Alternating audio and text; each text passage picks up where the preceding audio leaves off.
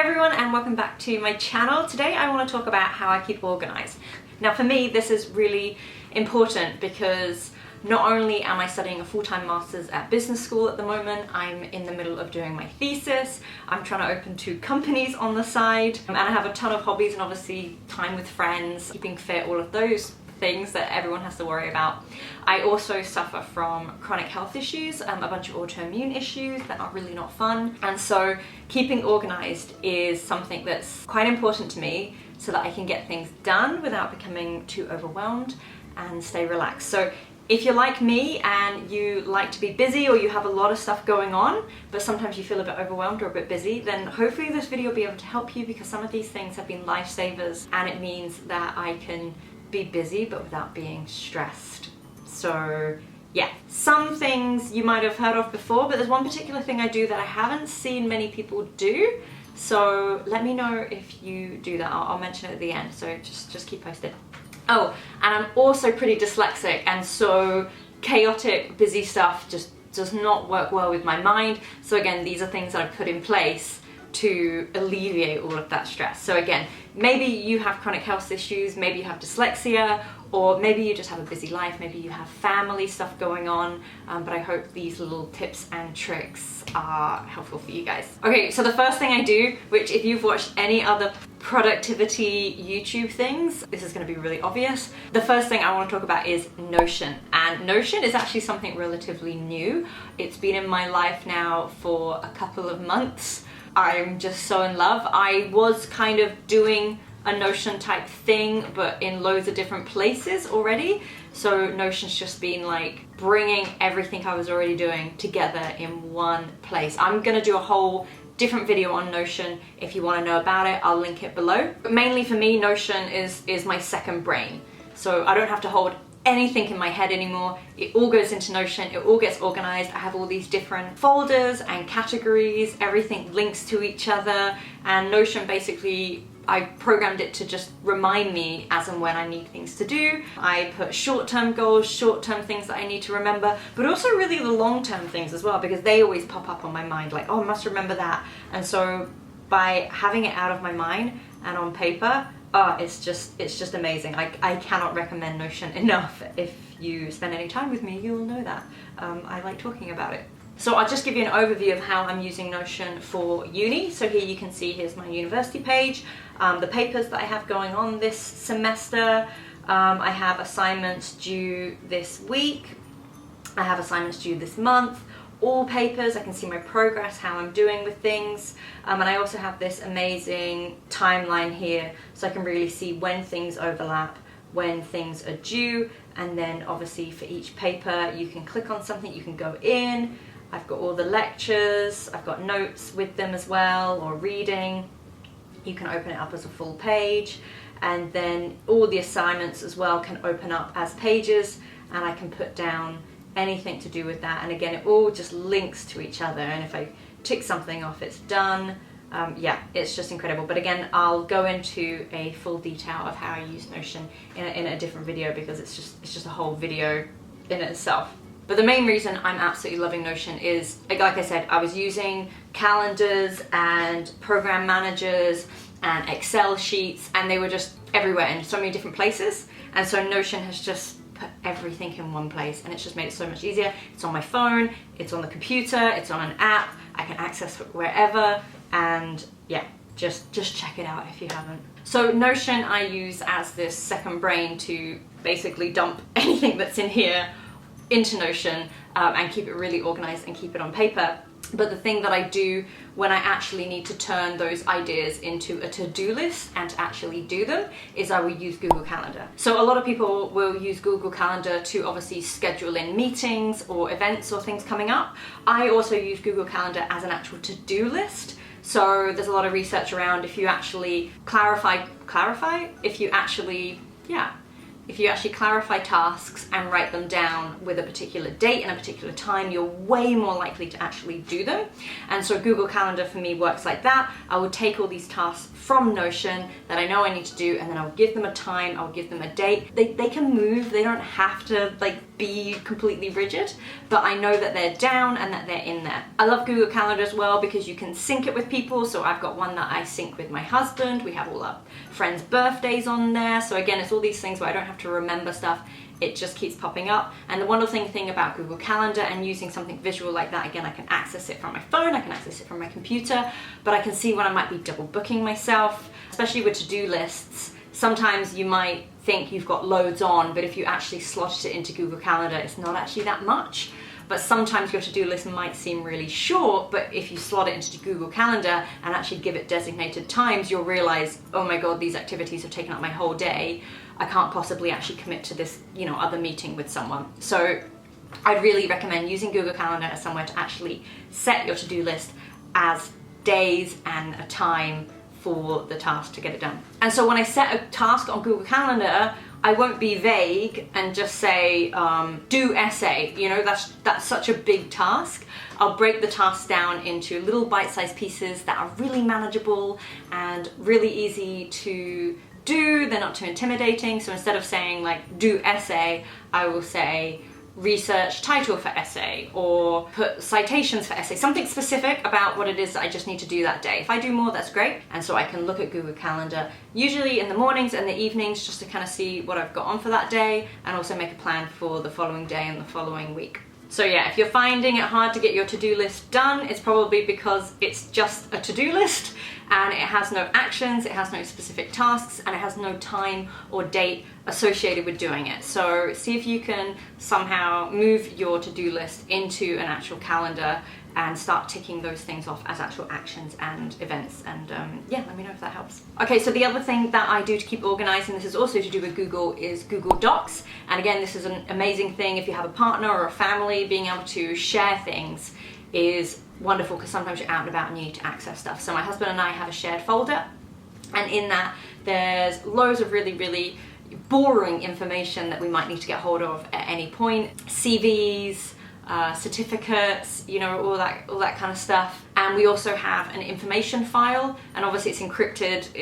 We understand how to read it, but if somebody got on there, like, they wouldn't know what all this gibberish meant. But for us, there's loads of important information, like the type of stuff that you lose, like, oh, where's my national insurance number, or what was that thing to log on to our tax or something. So we've got kind of access to that really, really easily. It's shared. We don't have to bother rooting through things, scanning stuff in and saving it straight into that folder as well. So it's just all in one place.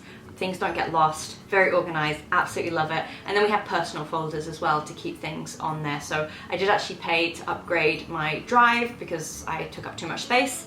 And this also means there's nothing on my laptop. So I poured water all over my laptop last month. And so obviously if there's anything on there, it would have gone, but there was nothing on my laptop, which is great. It's all on the drive. And I did the exact same thing this month with this laptop. I poured water all over it again. I have no idea what I was doing. Luckily this one was fine. I don't know how, but again, everything's on the drive, everything's there, super organized, very easy folders. Everything's got very descriptive titles so you can find things really easily, and also labeling and giving titles to your files as and when you upload them, so that if you're searching something, you can easily find, like, marriage certificate, and you can just type it in and it'll come up. The other thing that I do is that I love to keep bookmarks, and keeping bookmarks, but keeping them organized. So I used to just have my bookmarks as this big long list of things, and some people maybe not even use bookmarks, but I found them really, really helpful, especially at uni when I'm doing a lot of research. Bookmarking a site, but also giving it a specific title and then organizing into a particular folder. So I might have like a university folder, maybe like shortcuts and links to things I need to access quite quickly, like saved locations on the drive that I may be sharing with other students. I also have like a personal folder that will have links to things that I personally want to access really, really quickly. And a lot of time it will then take you directly to like the particular part of that site that it is that you visit often. So I have been looking for like a fancy bookmark app to use, but I haven't found one that I like yet. So I've actually just been using the basic one that comes with Google Chrome. It does the trick. So if anyone has one that you can recommend, please let me know. I'd be keen to try them out. If you haven't got into getting good bookmarks and you find yourself visiting regular sites over and over, then have a look and see if you can organize them into something a bit more tidy. So this is something new as well that I've implemented, and this I got from Ali Abdal's videos. I'll link it below. He has such amazing suggestions, and this one I love, and I keep forgetting to use it, but again, for an organizational sense, it's amazing. And that's using keyboard shortcuts. And this isn't just from like a lazy person point of view. Like, I think he does it because of productivity and just being able to like press a few keys and having a shortcut immediately to something. But for me, it's actually been really, really helpful, because sometimes if you think about it, like, what is the address of this person, or what is my husband's phone number, or what was that email address? So things that I use a lot when I'm filling out forms, I've designated keyboard shortcuts for. So if I put !E, it inputs my email address straight away. So obviously that's just like really lazy and being quite productive. But things like my bank account number, so if I want someone to transfer me money, just put !bank or something, and it will come up with that particular number that I can send to someone.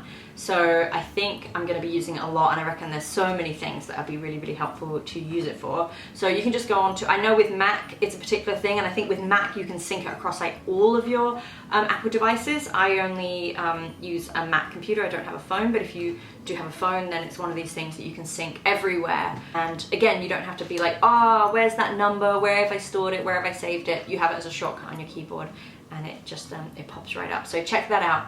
Okay, and the last thing I do to keep organized, and this is the thing where I haven't seen anyone else using emails like this, so I'm interested. If you do this, or if you know anyone else that does this, let me know. And if you don't do this, I recommend it to anybody when I see their emails. So a lot of the time, if you go onto an email inbox, it will have like thousands of emails in there, and obviously just the top ones that need your attention. But if you come into my email inbox, my inbox is empty.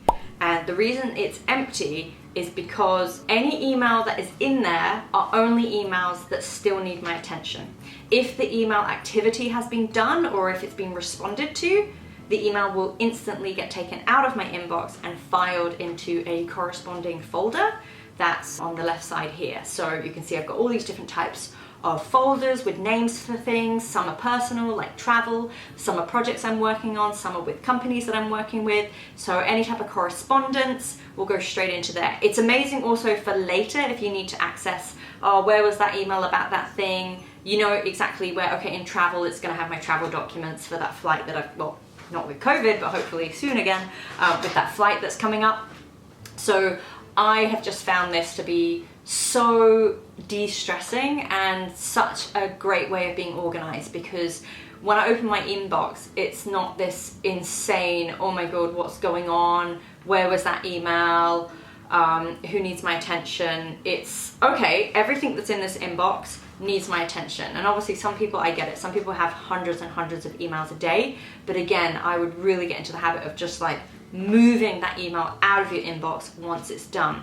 And it just means that you don't have to constantly keep remembering what it is that you need to be doing. You go onto your inbox and you know that everything in there needs your attention, and everything that's not in there doesn't need your attention. So again, it's just kind of letting your brain not have to be constantly reminding you of things. So if your inbox is constantly full of tons of emails from the beginning of email time, what I would really recommend is not sitting through and filing all those emails. It would just be an absolute nightmare. And this is what, you know, I think I started doing this about 10 years ago. And so obviously I still had a backlog of loads of emails prior to that. So what I did is I just made a folder that said old emails, and every single email that had, you know, didn't need my attention at that particular time, I pretty much just like clicked select all and moved to old emails. So then I had a folder just called old emails. And then from there on in, every email that came into my inbox, I would reply to, okay, do I need to do anything with this email anymore? Or has it just gone to the other person and now it's in their domain and they need to do something? So then that email can be moved. And so I think, oh, is this to do with travel? Is it to do with a company? Is it to do with study? So I make a folder, move it in. And then you get emails, you can start making specific folders for different things. And then what you can also do is, if you have emails that are left in your inbox that are really, really important, then you can highlight them with the star or something. And again, it's like, okay, it's in your inbox, so you know it needs your attention, but it also has the star, so it must be really, really important, rather than just, oh my god, all of these emails need my attention and they all have stars, but there's all these other ones that are in between, just kind of like clouding it and diluting it and just making it an absolute mess. So yeah, really highly recommend trying it out. If you do try it out, let me know what you think. Yeah, and if you have any things that you do to help keep organized, and again, for me, it's really, really important in my life that I stay organized, because I really don't want to get stressed or overwhelmed. They're really big triggers of all my autoimmune conditions, and it's just not fun living like that either, obviously. I like doing lots of things and being able to say yes to people and doing lots of activities, but I don't want to be flustered and running from one thing to the next. I don't want to be like double booking myself. And so I found all these little things just really help. If you're curious about the benefits of being organized, there are obviously tons. I've done a whole other video on that, and I'll be posting that soon, or if I posted it already, I'll put a link below. Anyway, thanks for watching, and if you have any organization tips, please let me know, and I'll see you guys in another video. Bye.